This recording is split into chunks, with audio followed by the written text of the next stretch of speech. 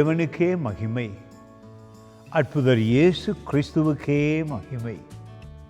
பூமியில மகா பெரிய காரியங்களை உங்களுக்காக எனக்காக செய்திருக்கிறார்.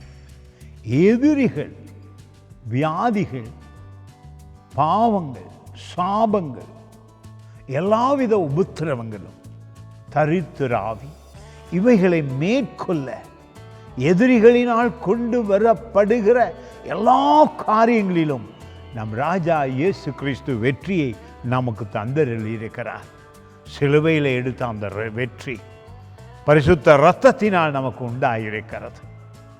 நிச்சயமாக நீங்கள் துன்பமா, துயரமா, கஷ்டங்களா, ஏதாவது பிரச்சனையா, எந்த நாளில் இயேசு கிறிஸ்துடைய வார்த்தையை நம்புங்கள்.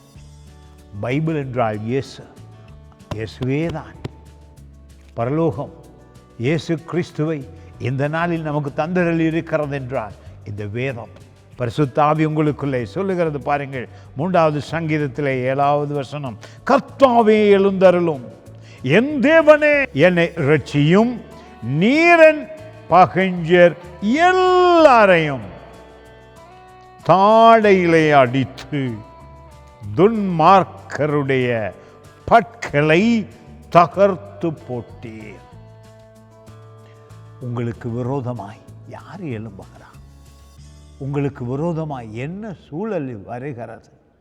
எந்த சூழலிலும் நீங்கள் ஜெயமெடுக்கத்தக்க அற்புத அபிஷேக ஆவியானவர் உங்களுக்குள் இருக்கிறார்.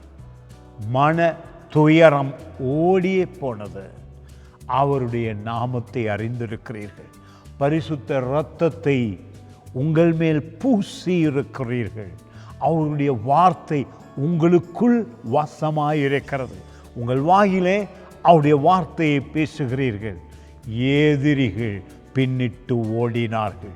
வியாதிகளும் கஷ்டங்களும் துன்பங்களும் இந்த நாளில் உங்கள் உடலிலிருந்து, உங்கள் சூழலிலிருந்து, உங்கள் வீடுகளிலிருந்து அற்புதமாக அற்புதமாக நீங்கள் மீட்கப்பட்டு எதிரிகளை ஜெயமெடுத்தீர்கள்.